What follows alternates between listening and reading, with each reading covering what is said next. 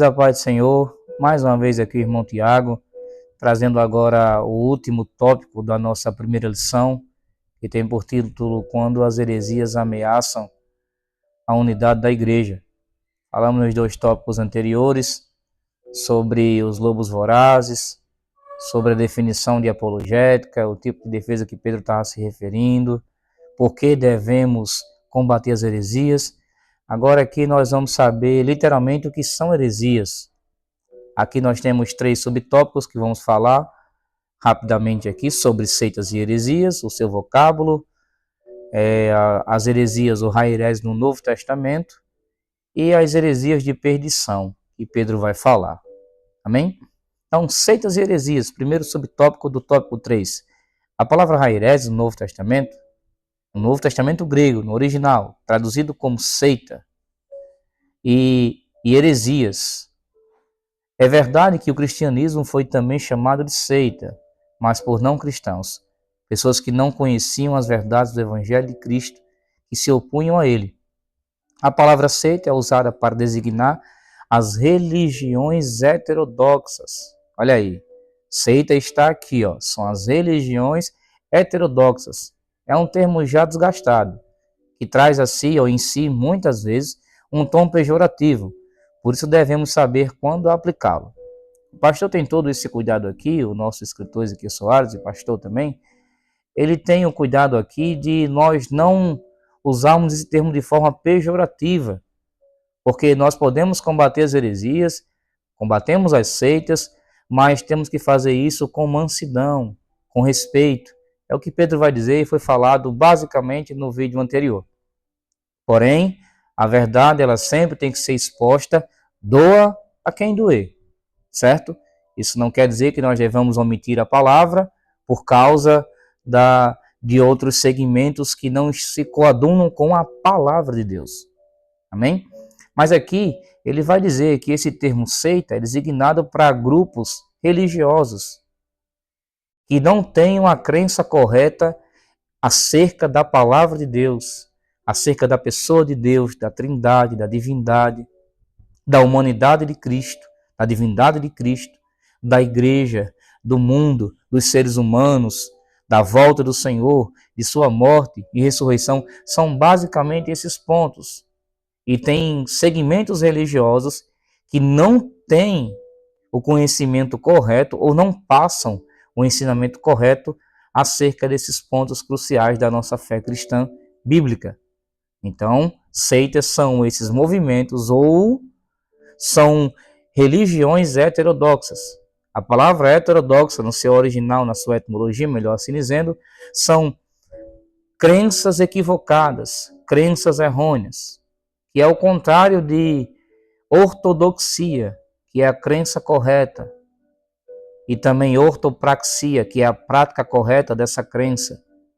Tudo com base e respaldo na palavra de Deus. Então, todo segmento religioso que não está de acordo com a palavra de Deus, segundo o pastor Ezequiel Soares, é catalogado como heterodoxo.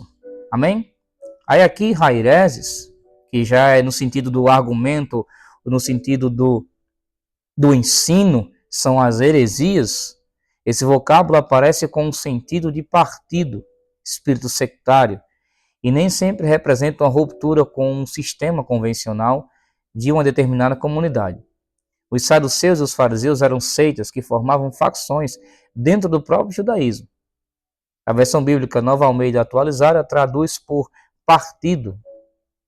Paulo adverte que, para que não haja no seio da igreja essas divisões ou essas heresias, e condena as inovações doutrinárias que causam divisão ou dissensão. Então, se seita são os movimentos religiosos, são as religiões heterodoxas, que você já aprendeu aqui, as heresias são o tipo de doutrina e de ensinamento bíblico equivocado que essas religiões transmitem. Então, há uma união aqui, se assim eu posso falar. A seita e a heresia, elas andam juntas, porque só faz uma espécie de heresia as religiões que não estão de acordo com a palavra. Acho que deu para você entender perfeitamente.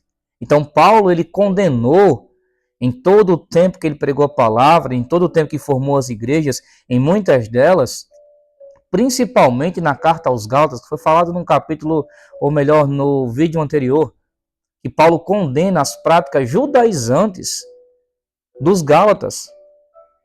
É tanto que ele fala de outro evangelho, que se um anjo vier pregando ou ensinando, que vocês amaldiçoem essa prática do anjo, ou até o anjo, ou o ensinamento que ele está trazendo, que vocês amaldiçoem, porque vocês não aprenderam esse evangelho. Nós temos o evangelho que é pautado na pessoa de Cristo, o ministério de Cristo, o seu desenvolvimento, a sua morte e ressurreição, a sua volta, a nossa ascensão aos céus. Se qualquer outro ser ou segmento religioso vos pregar outra coisa além dessa que vocês já aprenderam, amaldiçoe. Paulo falou isso. Então, as inovações é um ponto crucial no século XXI hoje. Porque nós vemos tanta inovação, que muitas vezes a gente não sabe se estamos dentro de uma igreja ou de qualquer outro local. Mas aqui eu quero jogar esse pouco de lenha na fogueira para que você possa desenvolver como professor, como líder da sua igreja, como superintendente da escola bíblica dominical, como pregador, para que você desenvolva esses argumentos, busque dentro da palavra e possa se transmitir de forma mais eloquente às demais pessoas que lhes ouvem. Amém? E aqui no outro tópico falaremos sobre as heresias de perdição. Segundo de Pedro, capítulo 2, versículo 1. É nessa passagem que heresias apresenta o sentido de erro doutrinário como a heresia propriamente dita. No campo teológico que nós conhecemos hoje, as heresias distorcem os pontos principais da doutrina cristã, no que diz respeito a quem? Olha, Deus, a Trindade, o Senhor Jesus Cristo, o Espírito Santo, ao ser humano, à natureza, ao pecado, à salvação, à origem e ao destino final, aos anjos, à igreja e às escrituras sagradas. Então, o que é uma heresia? É o tipo de doutrina, de ensinamento que esses grupos heterodoxos transmitem, que ferem todos esses pontos principais da fé cristã. E aqui estão esses pontos. Muitos negam a existência de Deus, a criação de Deus, o evolucionismo nega. Muitas pessoas dentro do próprio seio que se dizem cristãos não aceitam a criação como ela foi, creem no Big Bang. E nós vemos literalmente que tudo isso está contra a palavra de Deus. O Big Bang, se você puder enxergá-lo, na própria Bíblia Sagrada fala sobre ele. Quando o próprio Deus fala, haja luz e houve luz.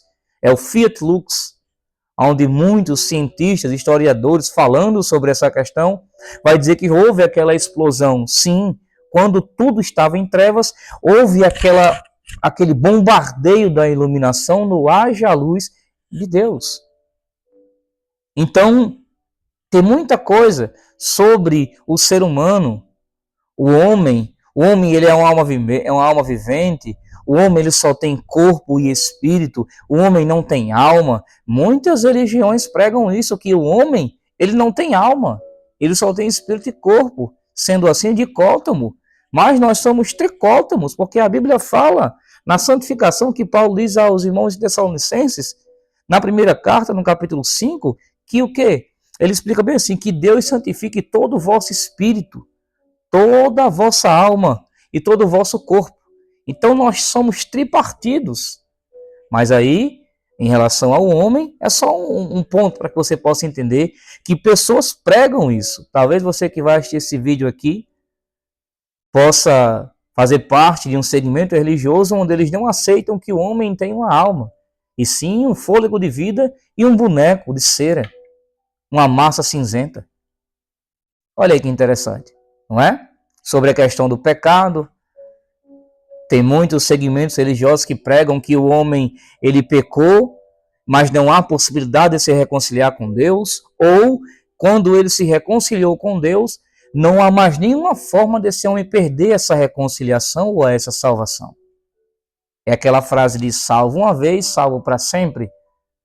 E aí nós vamos entrar em outro momento nesses pontos mais profundamente. Sobre a questão dos anjos. Os anjos podem ser adorados? Os anjos recebem oferta? Os anjos estão para quê? Para curar? Anjo cura?